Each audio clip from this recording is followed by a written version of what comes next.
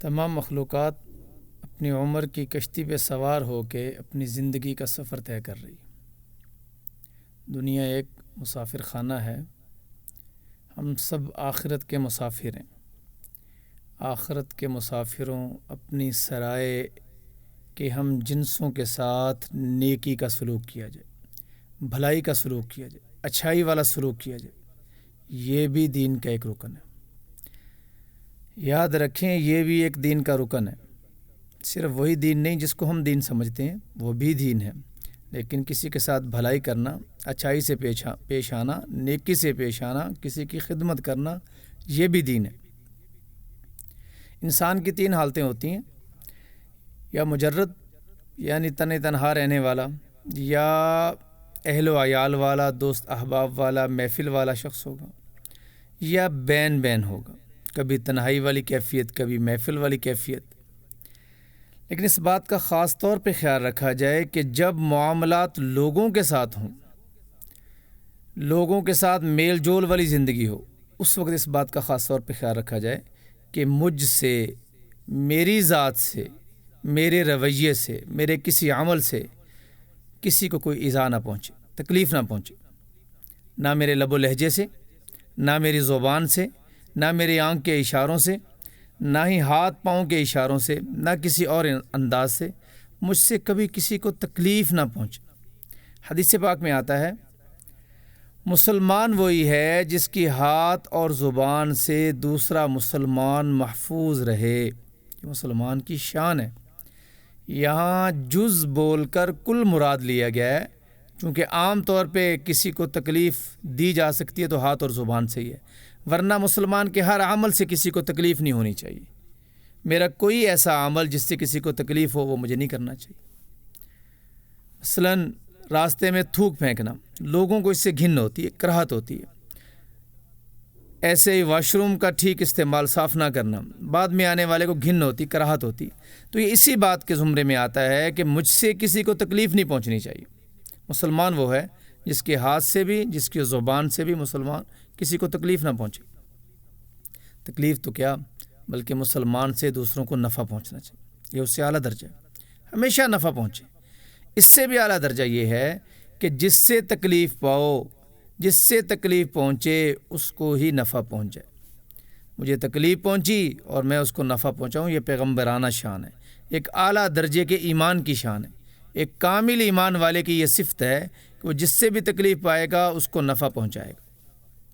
نبی پاک صلی اللہ علیہ وسلم کی ذات عالیہ ہمیشہ انسانیت کو نفع پہنچاتی ہے۔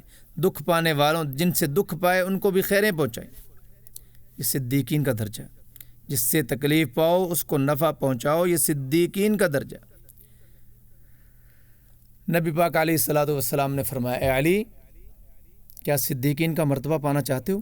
یا رسول اللہ کیوں نہیں؟ فرمایا، جو تم سے توڑے اس سے جوڑو، جو تم پر ظلم کرے اسے معاف کرو۔ جو تم سے توڑتا ہے اس سے جوڑ لو، جو ظلم کرتا ہے اسے معاف کر دو۔ یہ ایک مسلمان، بہترین مسلمان ہونے کی ایک نشانی ہے۔ یہ ظاہر میں کہنا آسان ہے، اس پہ عمل پیرا ہونا۔ ایسے نہیں اس پہ اعزازات دیے گئے کہ قیامت میں سب سے اونچے درجے جن لوگوں کے ہوں گے وہ اچھے اخلاق والے ہوں گے۔ ہم اپنے لیے بہتری پسند کرتے ہیں ہمیشہ۔ حدیث پاک میں آتا ہے، کامل مسلمان وہ ہے جو چیز اپنے لیے پسند کرے وہی اپنے مسلمان بھائی کے لیے پسند کرے۔ دیکھو، ہم اپنے لیے عزت پسند کرتے ہیں، ہم اپنے لیے کامیابی پسند کرتے ہیں، ہم اپنے لیے یہ پسند کرتے ہیں کہ ہماری کوئی برائی نہ کرے، ہماری کوئی غیبت نہ کرے، ہمیں کوئی برا بھلا نہ کہے، اور جب یہ معاملہ کسی اور کا آتا ہے تو اس وقت رویے بدل جاتے ہیں۔ کامل مسلمان، یہ مسلمان کی ذمہ داری ہے، اور ساتھ میں انعام بھی ہوں کہ اللہ پاک کی طرف سے نبی علیہ الصلوۃ والسلام نے فرمایا، جو آدمی ایسا ہو جو چیز اپنے لیے پسند کرے وہی اپنے مسلمان بھائی کے لیے پسند کرے، ایسے بندے کو اللہ پاک جہنم کی آگ سے محفوظ رکھیں گے۔ ایسا بندہ جہنم میں نہیں جائے گا۔ دیکھو، ہم نہیں چاہتے کہ ہمیں کچھ عدالتوں میں گھسیٹے، اور دوسروں کے لیے ہمارے رویے یہ ہوں کہ ان کو گھسیٹا جائے، تنگ کیا جائے۔ ہم نہیں چاہتے ہمیں کہیں تکلیف پہنچے، اور مسلمان دوسرے کی تکلیف کے بارے میں ہم خیال نہیں کرتے کہ میرے رویے سے، میرے لب و لہجے سے، میرے انداز سے، میرے ان حرکات سے کسی کو تکلیف ہو رہی۔ متواضع بن کے زندگی گزاریں۔ دیکھیں ہم من قریب مر جانے والے ہیں، بہت تھوڑے زمانے کے لیے آئیں، بہت تھوڑے وقت کے لیے یہاں پہ آئیں، ہم بہت تھوڑے زمانے کے بعد ہم اس جہان میں نہیں ہوں گے، ہم مر جائیں گے۔ تو متواضع بن کے، سادہ بن کے زندگی گزاریں۔ متکبر شخص اللہ پاک کو بالکل پسند نہیں، متکبر کو اللہ بالکل پسند نہیں کرتے، بلکہ کوئی متکبرانہ لب و لہجے سے پیش بھی آئے کوئی دوسرا شخص، اس کے ساتھ بھی تواضع سے پیش آ جائے، کیونکہ اللہ پاک کی طرف سے بھی ہمیں یہی نصیحت ہے کہ عفو والی خصلت اختیار کی جائے، درگزر والی، معاف کر دینے والی، سہ جانے والی، پی جانے والی، برداشت کرنے والی خصلت اختیار کرو، ایسے بنو کہ دوسروں کو معاف کرو۔ چھا بجا ہے قرآن پاک میں کہ معافی اللہ کو پسند ہے، جو کسی کو معاف کرتا ہے نا، وہ اللہ کی رحمت سے بڑی امید ہے کل قیامت میں اللہ اس کو بھی معاف فرمائیں گے، جو اللہ کے بندوں کو معاف کرے۔ تو اس انداز میں زندگی گزرے کہ مجھ سے کسی کو کبھی کوئی تکلیف نہ پہنچے، بلکہ خوشیاں پہنچیں، راحتیں پہنچیں۔ حدیث پاک میں آتا ہے جو ہنس مکھ ہوتا ہے، کسی سے مسکرا کے بات کرنے والا، لب و لہجہ مسکراہٹ والا، اللہ پاک ایسے شخص کو جہنم کی آگ سے محفوظ رکھیں گے، اور ساتھ میں یہ بھی فضیلت ہے کہ اللہ پاک ایسے بندے کو اپنا محبوب بنا لیں گے۔ کتنا بڑا انعام ہے، دو دانت ہی دکھانے ہیں نا، مسکرا کے گفتگو ہی کرنی ہے نا، کسی کو خوش کرنا بہت بڑی عبادت ہے جی، بہت بڑی عبادت ہے۔ ایک حدیث میں آتا ہے جو آدمی کسی کو خوش کر دے، اللہ پاک ایک فرشتے کو ذکر پہ لگاتے ہیں، قیامت تک وہ فرشتہ ذکر کرتا رہے گا، اس کا ثواب اس بندے کو ملتا رہے گا جو کسی مسلمان کو خوش کرے گا۔ چھوٹوں پہ شفقت ہو، بڑوں کا ادب ہو۔ ایک روایت میں آتا ہے جو آدمی کسی بوڑھے کی بڑھاپے کی وجہ سے عزت کرتا ہے، احترام کرتا ہے، اکرام کرتا ہے، اللہ پاک اس کے بڑھاپے میں اس کی عزت کرنے والا پیدا کر دیں گے، اس کی خدمت کرنے والا پیدا کر دیں گے۔